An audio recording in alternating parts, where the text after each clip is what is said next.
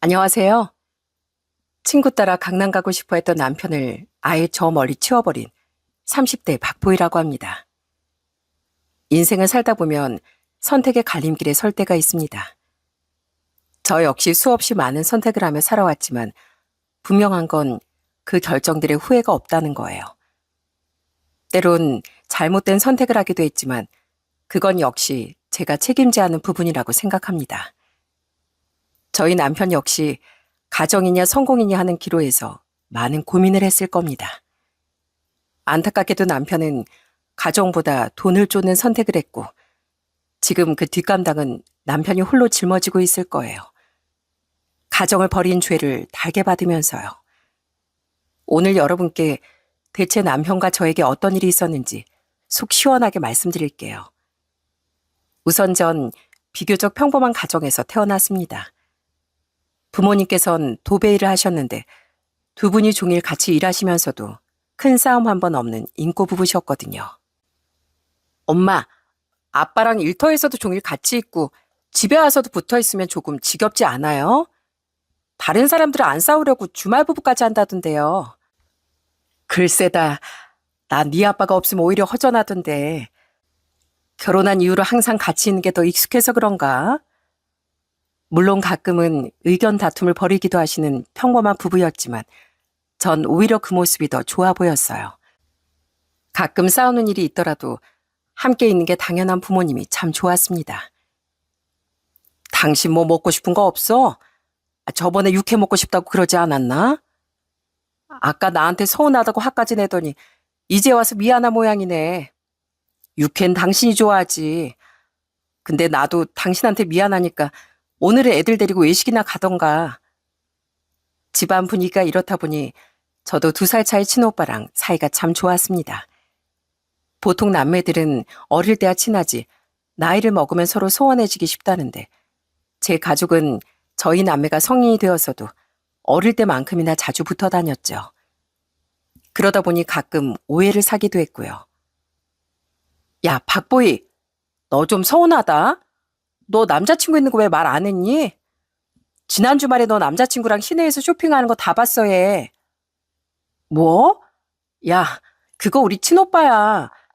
남매 사이를 그렇게 생각하다니 너무 닭살이다 야. 진짜? 난 둘이 사이가 너무 좋아 보여서 당연히 연인 사이라고 생각했지. 생각해보니까 얼굴이 엄청 닮았던 것 같기도 하네. 미안해 보이야. 그런 오해를 받을 때마다 장난 섞인 짜증을 부리기도 했지만 그래도 남매 사이가 좋아 보인다는 말처럼 들려 내심 나쁘지 않았습니다. 저희 남매는 각자가 애인이 있을 때도 다 함께 밥을 먹고 잘 어울려 지냈어요. 저희 오빠는 특히 남자 보는 눈이 아주 매서웠거든요. 제가 20대 중반의 남편을 처음 만났는데 사귀고 얼마 정도 시간이 흘러 오빠와 저 남편까지 셋이 밥을 먹는 자리가 있었어요. 남편은 소개팅으로 만난 사이였는데 사람 좋아하고 아주 활달한 성격이었어요. 오빠를 처음 만난 자리에서도 형님, 형님 하며 부침성 있게 굴더라고요. 형님, 오늘 점심 식사만 하는 것도 참 아쉬운데 다음엔 술 한잔 하시죠. 제가 분위기 좋은 곳으로 모실게요. 오빠도 잔뜩 신이 난 남편을 잘 맞춰주는 듯 했습니다. 하지만 남편이 잠깐 화장실을 갔을 때 제게 조심스럽게 말하더군요. 저 친구 술을 너무 좋아하는 것 같은데 잘 지켜보는 게 좋을 것 같다. 술에 빠져 살면 언젠가 한 번은 반드시 사고 친다니까. 에이, 오빠, 아니야. 저 사람이 오빠한테 잘 보이고 싶어서 그런 거지. 술도 그렇게 많이 안 먹어. 그냥 사람들이랑 어울리는 걸 좋아해서 분위기만 맞춰주는 정도야. 그런 거면 다행인데 그래도 잘 지켜보는 게 좋겠어. 전 그때만 해도 오빠의 오해를 얼른 풀어주고 싶었습니다. 연애할 때만 해도 남편이 술로 속을 썩이는 일이 단 한 번도 없었으니까요. 약간 차분한 성격인 전 오히려 활발하고 사교적인 남편의 모습에 배울 점이 많다고 생각했습니다. 전 정말 전적으로 남편을 믿고 있었어요. 보이야, 형님이 날 어떻게 보신 것 같아? 내가 말이 좀 많았나? 아니면 너무 부산스러웠나? 혹시 형님이 안 좋게 보셨으면 어떡하지? 내가 외동아들로 자라서 형님들 엄청 좋아하거든. 걱정하지 마. 우리 오빠도 재밌게 놀다 갔으니까. 당신 성격이 참 밝은 것 같다고 좋아했어. 진짜? 다행이다. 다음에 정말 형님이랑 술 한잔 해야겠어. 형님 주종이 어떻게 되시지? 맥주, 소주? 아니면 와인 마실까? 남편의 말처럼 남편은 외동으로 자란 탓에 동성 친구들이나 형들을 참 좋아했습니다. 시부모님은 포도 농장을 크게 운영하셨는데 농장 일이 너무 바쁘셔서 어릴 적 남편의 친구는 나무에 주렁주렁 달린 포도밖에 없었대요. 그러다 고등학교 때 좋은 친구가 생겨 매일 포도알만 새던 외로운 시절을 벗어날 수 있었다고 하더라고요. 남편의 절친은 정호라는 친구였는데 저도 연애 때부터 종종 어울리기도 했습니다. 둘은 학창 시절부터 친구여서 그런지 가끔은 저보다 훨씬 가까워 보였습니다. 보희야, 우리 결혼식 때 정호한테 축사해달라고 할까? 아니면 축가? 아니다. 그러면 눈물 나서 안 될 것 같아. 결혼식 때 신랑이 울면 좀 이상하게 보일 거 아니야. 당신한테 제일 소중한 친구인데 축사 부탁하면 좋을 것 같아. 당신 안 울게 내가 옆에서 허벅지 세게 꼬집어 줄게. 제가 정호 씨의 축사를 허락하자 남편을 뛸 듯이 기뻐했습니다. 그렇게 저흰 제가 27살, 남편이 30살이 되던 해 결혼식을 올렸어요. 또래보다 약간은 이른 결혼이라 오히려 더 많은 축하를 받았습니다. 저희 부모님은 내심 서운해하기도 하셨지만요. 엄만 우리 딸이 세상을 더 즐기고 결혼 전에 할 것도 다 끝내고 결혼하길 바랬는데 이 서방이 그렇게 좋다니 어쩌겠니. 이왕 이렇게 일찍 결혼한 거 아들, 딸 많이 낳고 행복하게 살아 우리 딸. 물론 저희 시댁에선 외아들을 빨리 장가 보낸 걸 무척 기뻐하셨고요. 제 남편은 얼굴도 성격도 시부와 많이 닮았는데 두 사람 모두 화통하고 시원시원한 성격이었어요. 시부는 결혼을 준비할 때 아무것도 따지지 않으시고 당시 3억쯤 하던 아파트를 해주셨습니다. 지금 시세로 따지면 한 5억쯤 되는 아파트였습니다. 하나뿐인 내 아들 결혼한다는데 집 한 채는 당연히 해줘야지. 이 정도면 신혼집으로 쓰기 나쁘지 않을 거다. 이 집을 미천 삼아서 너희들이 알콩달콩 잘 살아보거라. 감사합니다, 아버님. 저도 앞으로 며느리로서 아버님, 어머니께 좋은 며느리가 될게요. 이렇게 화끈한 성격의 시부 덕분에 결혼 이후 가끔 포도농장에 나가 일손을 보태는 것마저도 참 재밌더라고요. 아버님, 포도 이렇게 따는 거 맞나요? 저 이만큼이나 땄어요. 아이고, 그렇게 따면 포도 알맹이 다 떨어진다. 그 포도는 우리 며느리 다 먹고 가거라. 시부는 농사일에 서툰 절 놀리시면서도 꼬박꼬박 일당이라며 흰 봉투에 용돈을 넣어주셨어요. 제가 일한 것보다 훨씬 두둑하게 일당을 쳐주셨죠. 저는 그 재미가 또 쏠쏠해 가끔 새참도 차려다 드리며 열심히 농장 일을 도왔답니다. 어머님, 제가 국수 삶아왔어요. 새참 좀 드시고 하세요. 우리 며느리 덕에 올해 농사일이 술술 풀리는 것 같네. 고맙다. 잘 먹을게. 그래도 다음부턴 괜히 부엌일 하지 마. 내가 할 테니까. 우리 며느린 와서 포도나 실컷 먹고 가면 된다. 딸이 없던 시댁에서 전 막내딸 노릇을 톡톡히 하며 많은 사랑을 받았습니다. 남편과 사이도 당연히 좋았고요. 남편은 성실하게 직장 생활을 했고 저도 제 일을 열심히 하며 살았습니다. 그렇게 행복하게만 지내다 보니 결혼 2년 차에 쌍둥이 아들들까지 낳은 거 있죠? 우리 며느리가 복덩인 건 알았지만 어떻게 아들 쌍둥이까지 안겨주냐? 장하다 장해. 쌍둥이는 2배가 아니라 4배, 8배는 힘들다고 하니 항상 몸조리 잘하고 건강에 특별히 신경 써야 한다. 알겠지? 시부는 기쁨을 감추지 못하며 손주들을 번쩍 안아 올리셨고 시모 역시 손주들 곁을 떠날 줄을 모르셨습니다. 시댁 식구 모두가 절 더욱 귀하게 여기며 복덩이 며느리라고 불러주었죠. 그때만 해도 제 앞날이 그저 꽃길일 거라 믿어 의심치 않았습니다. 저희 친정에서도 쌍둥이 아들들을 서로 돌봐주겠다고 성화였죠. 도준아, 도영아, 외삼촌한테 와봐. 삼촌이 장난감도 사왔는데 이거 갖고 싶지? 너네 애들한테 벌써 물량 공세라면 어쩌니? 그러지 말고 외할머니한테 오세요. 이 할미가 밥도 주고 기저귀도 갈아줬지? 엄마 오빤 쌍둥이들에게 선택을 받으려고 갖은 유혹을 해댔지만 쌍둥이들은 금세 남편에게 기어가곤 했습니다. 확실히 남자애들이라 그런지 몸으로 놀아주는 아빠를 좋아하더라고요. 와, 둘 다 아빠한테 왔네. 역시 아빠가 최고지? 장모님, 이러 어쩌죠? 애들이 아주 아빠 껌딱지들이라서요. 형님, 설마 서운해 하시는 거 아니죠? 서운해, 아주 서운해. 그래도 매제가 육아를 아주 잘하는 모양이야. 애들이 아빠한테만 가는 거 보면. 그거야 당연하죠. 저 회사가 있을 때 집사람 혼자 쌍둥이를 본다고 고생이 많은데 퇴근하고 나면 당연히 제가 전담해야죠. 그지 여보? 남편은 정말 가정적인 사람이었습니다. 그래서 그런 남편을 믿고 전 결혼 5년 차에 딸아이를 하나 더 낳게 되었죠. 맨날 우당탕탕 뛰어다니는 아들들만 보다가 상대적으로 얌전한 공주님이 태어나니 그런 경사가 또 없더라고요. 아무래도 아이가 셋이다 보니 저는 직장 생활과는 점점 멀어졌지만 종일 아이들 돌보느라 그런 걸 생각할 겨를도 없었어요. 남편도 5 식구 생계를 책임지느라 더 바빠 보였고요. 그 무렵부터 언제나 제 편이시던 시모도 슬그머니 남편 걱정을 더 하시곤 했습니다. 아이고, 애들이 왜 이렇게 오니? 귀청 아주 떨어지겠구나. 이래가지고 우리 아들이 힘들게 일하고 집에 와도 제대로 쉬지도 못하는 거 아니냐? 너도 물론 힘들겠지만 그래도 강호 퇴근하고 오면 집안일 시키지 말고 푹 쉬게 냅둬라. 그래야 다음날 또 출근하지. 저는 그런 시모에게 저는 매일 퇴근도 없이 육아 중이에요 하는 말이 목구까지 차올랐지만 저도 남편이 고생하는 걸 알기에 그저 웃어넘겼습니다. 친정 부모님은 저 힘들까봐 힘든 도배일을 마치고도 저희 집에 들러 설거지 하나라도 거들어 주셨어요.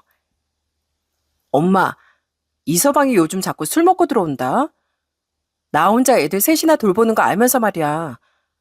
맨날 회식이라고 하긴 하는데 꼭 그렇게 만취가 돼서 들어와야 돼? 이서방이 워낙 그런 자리를 좋아하잖니. 가끔은 너도 눈 감아주고 그래. 남자들 너무 억제면 오히려 튕겨나간다 너. 그때만 해도 저희 엄마마저 남편 편을 들곤 했습니다. 저도 엄마에게 불평하긴 했지만 남편이 고생하는 걸 알고 있었고요. 그렇게 결혼한 지 7년쯤 지난 어느 날이었어요. 쌍둥이들과 막내딸까지 어린이집에 다니기 시작하니까 저도 그제야 숨통이 좀 트이더라고요. 하지만 그것과 별개로 자꾸만 마음에 안 드는 행동을 하는 남편이 문제였어요. 당신 어제도 술 먹고 들어와서 거실에 뻗었더라. 내가 애들 어린이집 보내면서 얼마나 놀란 줄 알아? 애들도 아빠 왜 저러냐고 계속 물어봤어. 당신 진짜 회식 갔던 거 맞아? 그럼 뭐 내가 어디 가서 술을 먹냐? 조금만 늦어도 당신이 언제 들어오냐고 난린데 마음 편하게 술이나 먹겠어? 그리고 집에 잘 들어오면 됐지. 잔소리 좀 그만해. 어째 시간이 갈수록 남편에겐 찬바람이 쌩쌩 불었습니다. 특히나 제가 술 얘기를 꺼내면 그렇게 싫어하더라고요. 결혼 초만 해도 그렇게나 성실하고 가정적인 사람이었는데 완전히 다른 사람이 된 것 같았습니다. 역시 사람이 변하는 건 한순간인가 봐요. 그렇게 위태위태한 시간을 보내던 중 기어이 남편이 대형 사고를 치고 말았습니다. 당신 왜 출근 안 해? 지금 10시도 넘었어. 오늘 뭐 휴가라도 낸 거야? 자는데 왜 껴? 제발 나 좀 내버려둬. 아니면 숙취 때문에 죽겠으니까 가서 콩나물국이라도 좀 끓여주든가. 어느 날 남편이 오후가 다 되도록 출근도 안 하고 이불만 푹 덮고 자고 있더라고요. 그날은 휴가를 냈나 싶어 내버려뒀는데 그 다음 날도 그 다음 날도 일을 갈 생각을 안 하는 겁니다. 남편은 제가 아무리 추궁해도 짜증만 내고 가버렸고 전 답답한 마음에 회사에 전화라도 해봐야 하나 싶더라고요. 하지만 얼마 뒤 시모에게 걸려온 전화로 사건의 진실을 알게 됐습니다. 에미야, 우리 강원 잘 위로해 줬니? 걔가 얼마나 속상하겠어. 그렇게 잘 다니던 회사를 겨우 음주운전 한 번 했다고 자르고 말이야. 무슨 그런 회사가 다 있다니. 네? 어머님, 그게 지금 무슨 말씀이세요? 그이가 음주운전을 했다고요? 아니, 그보다 회사에서 잘렸다고요? 남편은 놀랍게도 상습 음주운전이 탄로가 났고 회사에서 그 일로 품위 위반으로 해고가 됐다고 했어요. 저도 처음엔 어떻게 그런 거로 잘리기까지 하나 싶었는데 술 먹고 상습적으로 지각을 하곤 했나 봐요. 남편은 저에게 걸리면 분명 잔소리를 들을 걸 아니까 고지서를 회사에까지 들고 갔던 모양입니다. 저는 너무 황당하고 기가 막혔어요. 시모도 제 반응을 보고 당황하기 마찬가지였고요. 설마 너 몰랐니? 아이고, 우리 아들이 너 걱정할까봐 말을 안 했나 보다. 괜히 너 잔소리하지 말고 네가 이해 좀 해라. 걔가 얼마나 힘들었으면 술까지 먹었겠니. 강호 능력 있는 애니까 금방 이직할 거야. 그러니까 모른 척하고 기다리고 있거라. 알겠지? 시모는 남편에게 아무 말 하지 말라며 신신당부하더라고요. 저도 남편이 어떻게 나오나 보려고 한 열흘 정도를 가만두고 봤어요. 그런데 그로부터 얼마 뒤 바로 회사로 출근을 하더라고요. 전과 다르게 기분도 몹시 좋아 보였고요. 저는 모른 척하며 슬쩍 남편에게 물었습니다. 당신 출근 시간이 달라졌네? 보니까 가는 길도 달라진 것 같고 혹시 회사 옮겼어? 역시 당신 눈치는 백단이네. 나 사실 이직했어. 당신 신경 쓸 거 많은 거 아니까 말 안 했지. 이전 회사보다 사생활도 훨씬 존중하고 연봉도 괜찮아. 좀 더 다녀봐야 알겠지만 이직하길 잘한 것 같아. 그럼 나 출근한다. 애들아, 아빠 간다. 다녀오세요, 아빠. 남편이 비록 술독에 빠져 살았지만 그래도 할 건 하는가 보다 싶어 얼마나 다행이었는지 모릅니다. 남편은 실제 몇 달간은 이직한 회사에서 잘 지내는 것 같았어요. 하지만 몇 달 지나지 않은 어느 날 밤 남편이 또 술에 잔뜩 취해서 들어왔더군요. 아우, 술 냄새. 당신 왜 그렇게 술을 마셨어? 정신 좀 차려봐. 잘 거면 옷이라도 벗고 자. 여보, 보이야. 미안하다. 나 아무래도 또 회사에서 잘릴 것 같아. 정말 미안해, 보이야. 남편은 제게 미안하다며 눈물까지 보였습니다. 대체 회사에서 무슨 일이 있었던 건지 전 그런 남편이 너무나 안쓰러웠어요. 여보, 대체 무슨 일이야? 회사에서 무슨 문제라도 있었던 거야? 아니면 적응하기가 힘들었어? 속 시원하게 털어놔봐.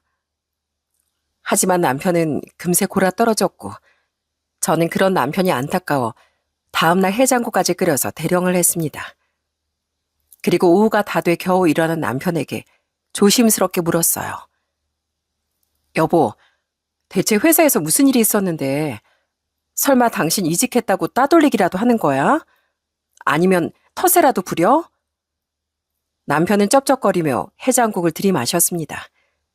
그리고 세상 속 편한 소리를 하더라고요. 아니 글쎄, 내가 술 먹고 지각을 몇 번 했는데 그걸로 자꾸 시비를 거는 거야. 다들 지각 한두 번씩은 하잖아. 그리고 여직원들이 나한테 술 냄새 난다고 대놓고 피하더라니까. 그게 직장 내 따돌림이지 뭐야. 뭐? 그럼 당신 술 때문에 회사에서 잘렸다는 거야 지금? 전 제가 정성껏 끓인 해장국을 들이부어버리고 싶더라고요. 남편은 그렇게 팔자 좋게 백수가 되었죠. 시모는 제가 남편을 잡아먹을까봐 걱정이었는지 늘 잔소리하지 마라, 너라도 위로해주라고 하며 아주 사람 속을 뒤집어 놨습니다. 아마 이 상태가 계속됐다면 저는 스트레스로 미쳐버렸겠죠. 하지만 이런 제 마음을 아주 시원하게 대변해준 사람이 있었습니다. 그건 바로 시아버지였어요. 전엔 몰랐는데 시부는 욱하는 성질이 있으셨는지 어느 날 남편의 실직을 아시고 집안을 발칵 뒤집어 놓으셨습니다. 너 이놈! 다른 것도 아니고 술 때문에 회사에서 2번이나 잘려? 그걸 감춘다고 내가 모를 줄 알았어? 아들 하나 있다고 오냐오냐 길렀더니 네가 아직 사람이 못 됐구나. 오늘 아주 끝장을 보자. 아버지, 제 말도 좀 들어보세요. 저도 억울하다고요. 새아이의 아빠이자 곧 40이 되어가던 남편은 그날 시부에게 쥐잡듯이 혼쭐이 났습니다. 시부가 한번 욱하시니까 시모도 저도 무서워 말릴 수가 없더라고요. 남편은 그 나이에 시부에게 맞곤 훌쩍훌쩍 울기까지 했고요. 하지만 이날의 일은 남편의 괜한 자격지심만 건드는 일이 되었어요. 이제 보니 남편은 시부의 욱하는 성격까지 그대로 닮았더라고요. 여보, 우리도 애들 데리고 어린이집 방학 때 어디 놀러라도 갈까? 애들이 집에만 있으니까 심심해하는 것 같아. 옆집 보니까 애들 데리고 해외여행 가서 일주일이나 놀고 왔다던데 우리도 어디 바닷가라도 가서. 남편은 제 말이 끝나기도 전에 손에 들고 있던 리모컨을 거의 던지다시피 하며 걸치게 내려놓더라고요. 전 심장이 내려앉을 듯 깜짝 놀랐죠. 에이씨, 지금 옆집 남편이랑 나랑 비교하는 거야? 왜? 난 능력 없어서 그깟 해외여행 한번 못 간다고 욕이라도 했어? 옆집 남편이 좋으면 그 집 가서 살아. 아니, 내 말은 그게 아니잖아. 그냥 우리도 가까운 바다라도 가서 놀고 오자는 말이었어. 당신 내 말 다 들어보지도 않고 왜 화부터 내? 지금 당신 눈빛이 딱 그래. 나 회사 잘린 이후부터 세상에 둘도 없는 한심한 놈 취급을 하잖아. 이놈의 짓구석. 이러니까 내가 술을 안 먹고 배겨? 어쩌다 남편의 자존심을 건드리는 날엔 이렇게 눈까지 뒤집어가며 화를 냈고, 또 그렇지 않은 날엔 제법 얌전히 집에서 육아에 거들더라고요. 남편이 이렇게 오락가락하니 저도 어느 장단에 맞춰야 할지 모르겠더군요. 그러던 중 어느 날 밤 남편이 술에 잔뜩 취해선 오랜만에 정호라는 친구와 함께 집으로 들어왔습니다. 현관문이 열리자마자 술 냄새가 확 퍼져서 전 순간 얼굴을 찌푸렸어요. 여보, 여기 내 친구 정호야. 당신도 오랜만에 보지? 정호가 우리 결혼식 때 축사도 해줬는데 말이야. 재수 씨 오랜만입니다. 강우랑 술 먹다 보니 편하게 집에서 마시자고 해서 이 밤중에 실례하게 됐네요. 이거 애들 간식이에요. 내일 애들 먹이세요. 남편의 친구는 저희 결혼 이후엔 연락이 뜸해져서 한동안 멀리하고 살았습니다. 그런데 둘이 다시 연락이 됐는지 남편이 아주 싱글벙글하며 좋아하더군요. 둘이 무슨 할 얘기가 그렇게 많은지 밤새 구시렁구시렁하며 둘만의 비밀 얘기를 주고받더라고요. 전 알고 싶지도 않아 라면이나 끓여주고 방에 들어와 잤습니다. 그렇게 또 며칠이 지나고 남편이 아침부터 갑자기 서울에 간다며 양복까지 빼입더라고요. 그때 내가 얘기했나? 정호 녀석 서울에서 사업을 크게 한대. 그래서 한동안 연락이 안 됐던 거고 나 놀고 있다는 소리를 듣고 좋은 자리 소개해준대. 남편은 마치 선이라도 보러 가는 사람처럼 꽃단장을 하고 나섰습니다. 그 뒤로도 남편은 날마다 서울에 다녀온다며 아주 신이 나 있었어요. 처음엔 밤늦게 오더라도 당일치기로 다녀오더니 서울행이 잦아질수록 자꾸만 외박을 하더군요. 여보, 나 한 이틀 집에 못 내려갈 것 같아. 정호랑 회사 일이 너무 바쁘네. 애들 잘 부탁하고 난 일 끝나면 바로 내려갈게. 남편은 대체 무슨 일을 하는지 바쁘다며 아예 서울에 눌러 앉았습니다.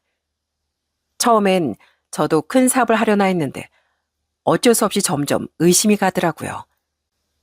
그래서 가끔 남편이 집에 와 술에 취해 잠들어 있을 때 몰래 주머니도 뒤져봤는데 별달리 의심 갈 만한 건 없었습니다. 그러던 어느 날 저는 자꾸만 피어오르는 의심을 참지 못하고 새벽 2시쯤 남편에게 전화를 걸었습니다. 그 시간엔 애들이 한창 자는 시간이기도 하고 저도 일찍 잠드는 편이라 웬만하면 전화를 걸 시간이 아니었어요. 하지만 그날은 기습적으로 남편에게 전화를 걸었죠. 여보, 나야. 지금 어디야? 당신 설마 아직도 술 먹고 있어? 옆에 왜 그렇게 시끄러워? 여보세요? 아니, 당신이 이 시간에 웬 전화야? 원래 서울이 이 시간에 잠들지 않아. 당신이 뭘 알겠냐? 여보, 서울 너무 좋다. 이 시간에 마음껏 술 먹고 참 좋아. 좋은 게 어디 그것뿐이겠어? 집에 가봐야 헐렁한 티셔츠에 애들 밥풀이나 잔뜩 묻힌 당신만 보다가 몸매 좋고 예쁜 아가씨들이랑 술까지 먹으니 여기가 아주 천국이야, 천국. 거기다 더 충격적인 건 남편의 막말을 뚫고 들리는 주변 사람들의 목소리였어요. 남편과 저의 통화가 길어지자 옆에서 어떤 간드러진 목소리가 남편을 찾더라고요. 오빠, 누구랑 통화해? 빨리 와서 나 술 따라줘야지. 전화 그만하고 같이 놀자. 어? 그래, 가야지, 가야지. 오늘은 이 오빠가 쏜다. 남편은 그러더니 전화를 끊어버렸습니다. 아마 술이 떡이 된 채로 자기가 무슨 말을 한지도 모르는 것 같았어요. 서울에 일구하러 간다는 사람이 밤마다 그 짓거리를 하고 있던 겁니다. 전 너무나 큰 충격을 받고 밤새 한숨도 자지 못했어요. 엄마, 얼굴이 왜 그래요? 엄마 눈밑이 까매요. 엄마 졸려요? 아니야, 엄마 괜찮아. 어서 어린이집 가야지. 오늘은 엄마가 저녁에 데리러 갈 거야. 그때까지 둘이 싸우지 말고 선생님 말씀 잘 듣고 있어. 저는 남편이 집에 내려올 거란 예감이 들어 아이들을 어린이집에 부탁하고 남편만 기다리며 이를 갈고 있었습니다. 아니나 다를까 오후가 되자 남편이 술 냄새를 풀풀 풍기며 집에 들어왔더라고요. 남편은 전 쳐다보지도 않고 곧장 침대에 누웠습니다. 아유, 피곤해라. 이번 미팅은 너무 타이트했어. 여보, 나 이번에 가면 한 열흘은 있다 올 것 같으니까 열흘치 옷 좀 싸줘. 맨날 입는 티쪼가리 말고 좀 제대로 된 옷 좀 싸줘라. 저는 너무 화가 나 남편 얼굴에 진가방을 던져버렸습니다. 남편은 예상대로 꽥 소리를 지르며 화를 냈어요. 저도 그땐 이성을 잃어버렸죠. 너 서울에서 대체 뭐하고 왔니? 밤마다 아가씨들 끼고 술 처먹었어? 너 그거 바람이고 외도야. 명백한 이혼 사유라고. 이혼 사유? 말 나온 김에 잘 됐다. 나도 당신한테 할 말 많아. 지금 당신 꼴 좀 봐. 내가 나날이 주름살 뱃살만 들어가는 마누라 보러 집에 붙어있고 싶겠냐? 남편은 아주 뻔뻔하게 굴며 대뜸 제게 이혼을 요구했습니다. 저는 남편의 경악스러운 태도에 말도 제대로 나오지 않았어요. 우리 그냥 이혼하자. 너랑 나랑 왜 이러고 사냐? 나 서울에 자리도 잡을 것 같고 나도 이제 새 인생 살아보려고. 애들은 당신이 키워도 좋아. 당신한테 애들 빼고 뭐가 있겠어? 뭐 이혼? 난 뭐 너랑 사는 게 좋아서 이날 이때까지 산 줄 아니? 다 애들 때문에 사는 거 아니야. 우리 애들 아직 학교도 안 들어갔는데 엄마 아빠 역할은 똑바로 해야 할 거 아니야. 네가 그러고도 아빠니? 당신 대체 뭘 믿고 그렇게 큰 소리 치는데? 어디 이유나 들어보자. 저와 남편은 그날 집안 살림을 다 때려 부술 기세로 맹렬하게 싸웠습니다. 그런데 남편이 이유랍시고 내뱉은 말을 듣고 정말 기절초풍하는 줄 알았네요. 이런 말까진 안 하고 싶었는데 네가 자초한 거야. 나 서울에서 취업에 성공했어. 이때까지 월급이라고 받아봐야 겨우 300, 350 그 정도였는데 서울에서 월급도 700이나 준대더라. 그 정도 월급 받으면 나도 서울에서 떵떵거리면서 살 수 있거든. 이러고 구질구질하게 살 게 아니라. 그리고 나 어머니한테도 벌써 말씀드렸어. 어머니도 내 얘기 들으시고 얼른 이혼하라고 하시더라. 서울에 다녀왔더니 내 얼굴이 다 핀 것 같대. 내가 생각해도 난 서울물이 맞는 것 같더라고. 네가 아주 허파에 바람이 잔뜩 들었구나. 아직 월급도 한 달 안 받아보고 그런 결정을 한다고? 너 정말 나중에 후회 안 하겠니? 저는 남편을 붙잡고 싶었다기보단 성급한 결정이 너무나 우스워 남편에게 물었죠. 그러자 남편은 아주 자신감에 가득 차서 대답하더라고요. 후회를 왜 해? 아니, 서울살이 힘들다고 하더니 그것도 아니던데. 좀 복잡해서 그렇지 밤거리가 얼마나 화려한 줄 알아? 전국에 예쁜 여자들은 서울에 다 있는 것 같고 당신하고 게임도 안 되지.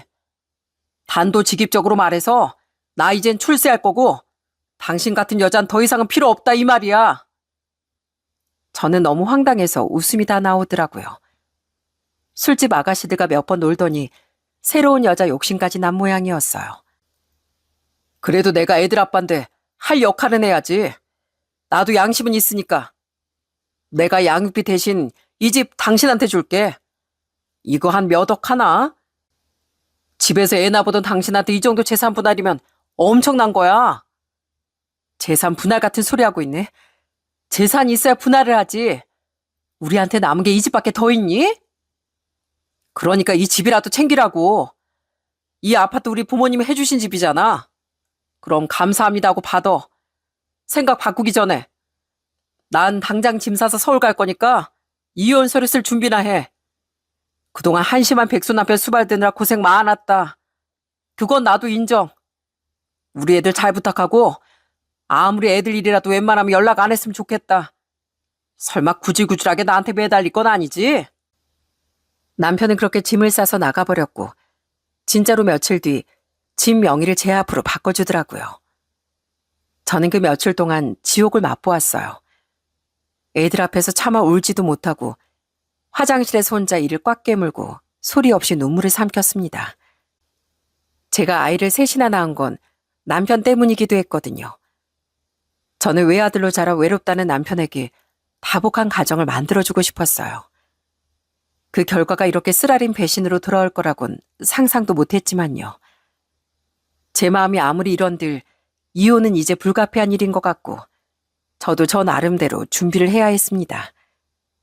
전 우선 주변 친구들에게 도움을 요청했습니다. 친구 중 하나가 오래전 이혼을 했었는데 먼저 그 친구에게 조심스럽게 상황을 설명했어요. 그러자 친구가 반색하면서 호들갑을 떨더라고요. 야, 너 진짜 땡 잡은 거야. 남편이 집을 네 명의로 바꿔주고 이혼하겠다는 거지? 내 남편 좀 봐. 지금 몇 년째 양육비도 제대로 안 보내주고 있잖아. 재산 분할해봐야 얼마 받지도 못할 거 집으로 받으면 완전 땡큐지. 나처럼 소송하느라 괜히 스트레스 받지 말고 준다고 할 때 얼른 받아. 네 남편 갑자기 마음 바꿔서 딴소리 하기 전에 얼른 구슬려서 서울부터 올려보내. 정말 그렇게까지 해야 할까? 그럼 원래 님이라는 글자에 점 하나만 찍으면 남이야, 남. 네가 챙길 거부터 얼른 챙겨. 친구의 조언을 전적으로 받아들인 전 그 다음부터 방법을 완전히 바꿔 남편을 가스라이팅하기 시작했습니다. 여보, 내가 생각해봤는데 당신같이 좋은 사람을 내가 못 알아본 것 같아. 당신은 능력도 있고 서울에 자리도 잡았으니까 앞으로 나보다 예쁘고 잘난 여자들이 얼마나 줄을 서겠어. 당신 인생은 꽃길일 텐데 앞으로 내 인생은 가시밭길이야. 참나? 이제 와서 뭘 그런 소리를 해. 당신도 애들 잘 키워서 나중에 효도 받을 생각이나 해. 이런 일로 전화하지 말고. 당신 말처럼 난 꽃길 걷느라 바쁘니까. 수화기 너머로도 남편이 신나게 느껴져 저는 이가 부득부득 갈렸습니다. 남편은 그렇게 저에게 아파트를 넘기고 서울로 갔고 저희는 완전히 갈라서게 되었어요. 아무리 아파트가 있다지만 앞으로 아이 셋을 기르며 먹고 살 일이 깜깜했습니다. 친정 부모님은 제 처지를 몹시 속상해하셨죠. 오빠도 그럴 줄 알았다며 난리였고요. 내가 뭐라고 했어? 그놈은 딱 술로 사고칠 관상이라니까. 아휴, 이제 와서 이 말이 뭐가 필요하겠냐. 차라리 잘 됐어. 이제라도 깨끗하게 갈라선 게 다행이야. 우리 딸 한번 안아보자. 아휴, 그래 그동안 마음고생이 얼마나 많았을꼬. 너한테는 우리 가족들이 있으니까 걱정할 거 하나 없어. 아마 친정 식구들과 제 아이들이 없었다면 전 완전히 무너져 내렸을 겁니다. 전 가족들 덕분에 겨우 정신을 붙잡고 힘을 냈어요. 그렇게 이를 악물고 버티다 보니 속이 뻥 뚫리는 희소식이 찾아왔습니다.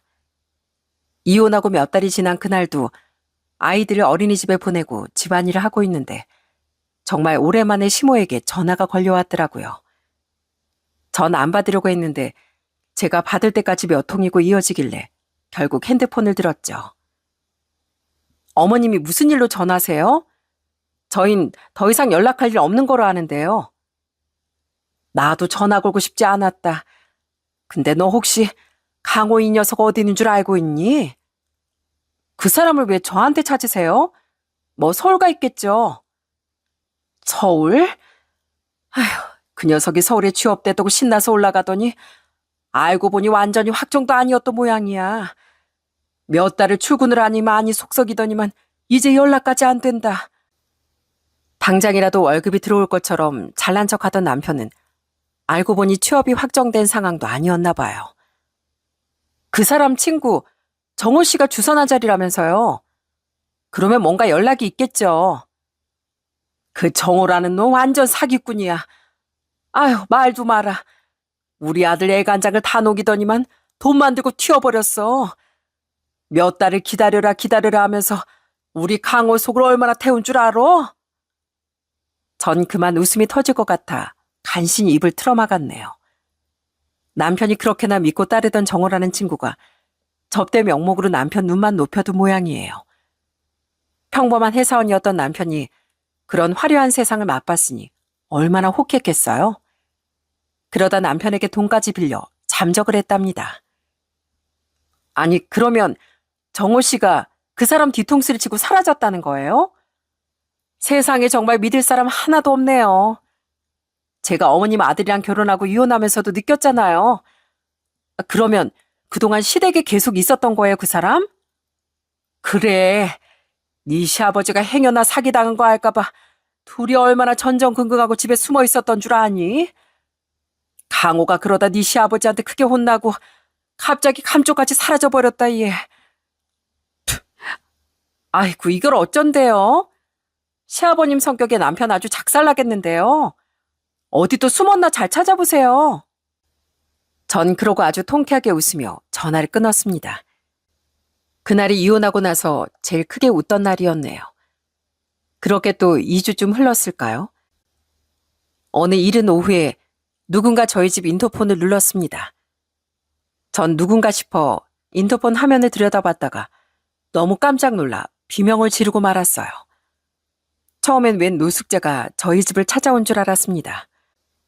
수염은 길고 머리는 떡져서 거짓골이 따로 없었거든요. 여보, 나야. 문 좀 열어줘. 나 너무 배고프고 추워. 그런데 그건 놀랍게도 제 전 남편이었어요. 저는 문도 열어주지 않고 인터폰에 대고 말했습니다. 여보는 무슨 여보야? 난 무슨 노숙자인 줄 알았네. 동네 사람들 보기 창피하니까 얼른 가. 여긴 왜 왔어? 우리 다시는 안 보기로 했잖아. 여보, 나 갈 데가 없어. 본가에 가면 아버지한테 맞아 죽을 것 같고 돈도 하나도 없어. 내가 어떤 일을 당했는 줄 알아? 저는 남편의 말을 무시하고 인터폰을 얼른 꺼버렸습니다. 그러자 남편이 현관문을 발로 차더라고요. 아무리 저 지경이 돼도 그 성격은 어디 안 가나 봐요. 그래서 전 다시 인터폰에 대고 소리쳤습니다. 동네 창피하게 왜 이래 진짜. 알겠어. 그러면 내가 놀이터로 나갈 테니까 거기서 좀 기다려. 알았어. 고마워. 나 밤새서라도 기다리고 있을게. 그리고 잠시 후 전 큰 결심을 하고 놀이터로 나갔습니다. 거짓골을 하고 저만 기다리던 남편은 제가 나오니까 제 앞에 무릎부터 꿇었어요. 여보, 내가 정말 미쳤었나 봐.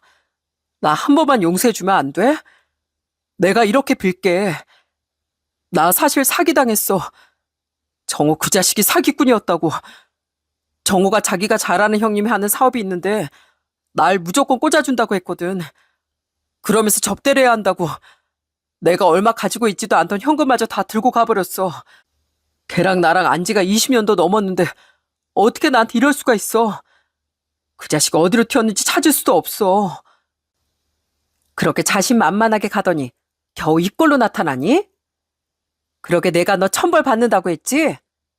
가족을 버리고 성공을 쫓더니 그 대가를 아주 톡톡히 받는구나. 월급을 700씩이나 주는 회사가 대체 널 뭘 믿고 취업을 시키겠니? 넌 음주운전 상습범에다 술주정뱅인데 안 그래? 요즘 취업 사기가 그렇게 많다더니 당신이 딱 그 짝이 났네. 남편은 급기야 제 바지단을 붙잡고 울며 불며 매달리기 시작했습니다. 저는 남편의 손이 닿자마자 그 손을 발로 뻥 차버렸어요. 여보, 내가 불쌍하지도 않아? 나 우리 아버지 알면 뼈도 못 추려. 우리 아버지 성격 잘 알잖아. 왜? 어머님한테 좀 막아달라고 해봐. 그렇게나 사랑하는 외아들인데 설마 맞아주게 두시겠어? 당신 설마 어머님한테도 돈 뜯어갔니? 그러면 어머님도 할 말이 없긴 하시겠네. 여보, 왜 그렇게 무섭게 말해? 내 얼굴 좀 보고 말해. 어? 남편이 자꾸 절 붙들려고 하자 전 그때 놀이터에 있던 아이들에게 소리쳤습니다. 얘들아, 여기 아저씨가 아줌마를 괴롭히는데 좀 도와줄래? 여기서 가장 정의로운 친구가 누구지? 저요. 제가 도울게요.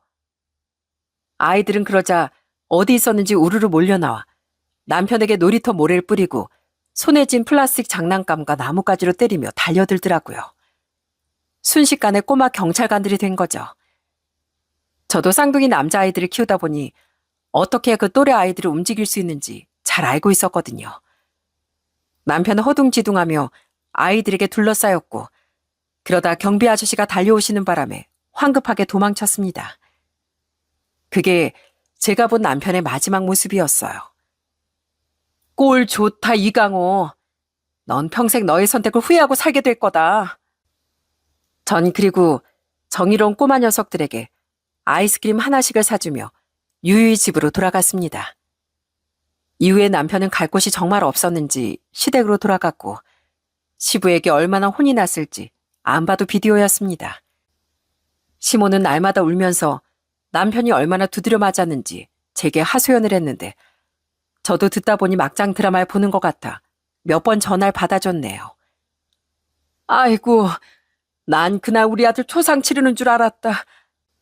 그 고약한 양반이 푼돈 조금 챙겨주고 그 좋다는 서울 가서 살려면 아이 내쫓아낸 거 있지? 그러게 네가 받아줬으면 이런 꼴도 안 당했을 텐데. 어머님 말씀은 그 사람 결국 시댁에서도 쫓겨났다는 거죠? 제가 듣고 싶은 말이 이제 다 들었네요. 이제 더 이상 제게 전화해 사소연하지 마세요. 그 사람 그렇게 된 게 어디 제 탓인가요? 저보다 친구를 더 믿은 탓이죠. 그렇게 예뻐하던 외아들도 맨날 사고만 치니 시댁에서도 두 손 두 발 다 들은 모양입니다. 남편이 정말로 제 무덤을 제 손으로 판 거죠. 그 덕분에 전 몇 억짜리 아파트에서 아이들을 키우고 있지만요. 제 분수를 모르고 허황된 꿈만 쫓다 보니 그런 꼴을 당한 게 아닐까 싶습니다. 분수를 알아라 라는 말이 괜히 있는 말이 아닌가 봐요. 그렇게 시댁에서 쫓겨난 남편이 지금은 연락도 안 오고 어디 가서 뭘 하고 있는지 모르겠습니다. 한동안은 술만 먹으면 자책을 하며 전화를 해댔거든요. 내가 왜 그랬을까? 내가 대체 왜 그랬을까? 다 술 때문이야. 내가 술만 안 먹었어도. 너 그 소리 하면서도 또 술 먹고 있지? 넌 사람 되려면 한참 멀었다. 앞으로 또 한 번 전화하면 나도 법적으로 해결하는 수밖에 없어. 저는 그 말을 끝으로 전 남편과 전 시모의 번호를 차단해버렸습니다. 번호를 차단했더니 다른 번호로 전화가 걸려오긴 했지만 지금은 소식이 영 없네요. 전 또 남편이 찾아올까봐 그로부터 1년 뒤 집을 팔아버렸습니다. 집값은 처음 결혼하기 전인 10년보다 많이 올랐어요. 저는 그 돈으로 친정집에서 멀지 않은 곳에 집을 얻었답니다. 차라리 엄마 아빠 집에 들어와 살지 왜 또 집을 얻었어?